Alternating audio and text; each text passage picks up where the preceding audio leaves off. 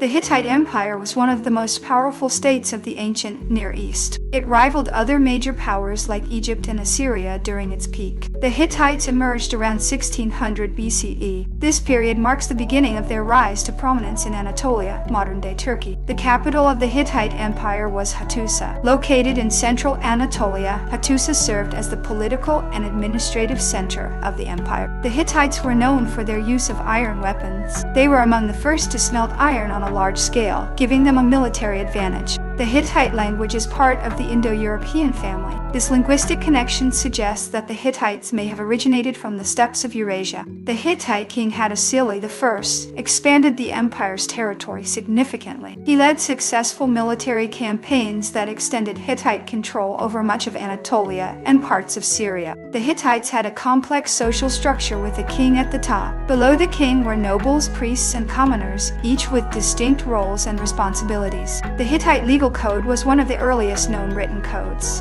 It provided detailed regulations for various aspects of life, including property rights and criminal justice. The Hittites worshipped a pantheon of gods and goddesses. Their religion was polytheistic, with deities like storm god and sun goddess playing significant roles. The Hittites were skilled in diplomacy and often negotiated treaties. They engaged in diplomatic relations with neighboring states, including the Egyptians and Babylonians. The Battle of Kadesh in 1274 BCE was a significant conflict between the Hittites and Egyptians. Despite the battle being inconclusive, it led to a peace treaty between the two empires. The Hittite Empire reached its zenith under King Suppiluliuma I. He expanded the empire's influence and secured alliances through strategic marriages. The Hittites used cuneiform script for their writings. This writing system, adapted from the Sumerians, was used for official documents and inscriptions. The Hittites were adept at chariot warfare. Chariots were a crucial component of their military, providing mobility and a platform for archery. The Hittite economy was based on agriculture and trade. They cultivated crops like wheat and barley and traded goods with neighboring regions. The Hittites had a well-organized bureaucracy. Administrative officials managed various aspects of governance, including tax collection and record-keeping. The Hittite Empire faced internal strife and succession disputes.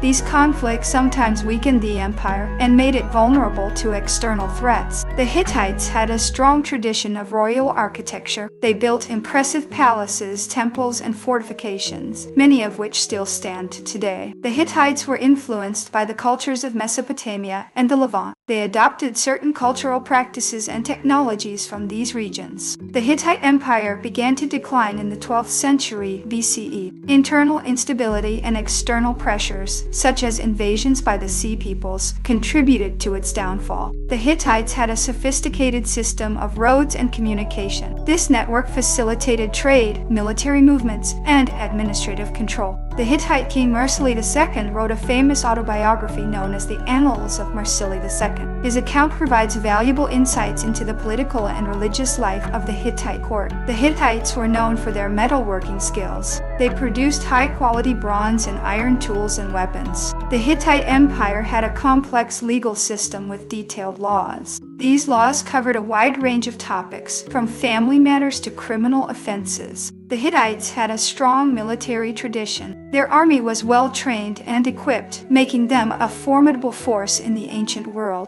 The Hittite Empire had a diverse population. It included various ethnic groups, each contributing to the empire's cultural richness. The Hittites were skilled in siege warfare. They developed techniques to capture fortified cities and strongholds. The Hittite king Hattusa III signed a peace treaty with Ramses II of Egypt. The treaty, known as the Treaty of Kadesh, is one of the oldest known international agreements. The Hittites had a rich literary tradition. They produced texts on mythology, history, and religious rituals. The Hittite Empire had a hierarchical society. Social status was determined by birth, wealth, and occupation. The Hittites were skilled in agriculture. They developed advanced farming techniques and irrigation systems. The Hittite king Arniwanda I expanded the empire's northern borders. His military campaigns secured control over the region of Cilicia. The Hittites had a complex religious system with many temples. Temples were centers of worship and also served administrative functions. The Hittites had a strong tradition of royal succession. The throne was typically passed down through the male line, though there were exceptions. The Hittites were known for their diplomatic marriages. Marriages between Hittite royals and those of other kingdoms were used to secure alliances. The Hittite Empire had a well-organized military hierarchy. Generals and commanders were responsible for leading different units of the army. The Hittites had a sophisticated system of taxation. Taxes were collected in the form of goods and labor, supporting the state's economy. The Hittite king Muwatalli II fought against Ramses II at the Battle of Kadesh. Despite initial success, the battle ended in a stalemate. The Hittites had a rich artistic tradition. They produced sculptures, reliefs, and other forms of art that depicted their history and mythology. The Hittite Empire had a complex system of trade routes. These routes connected the empire to distant regions, facilitating the exchange of goods and ideas. The Hittites had a strong tradition of record-keeping. Scribes documented important events, legal transactions, and administrative decisions.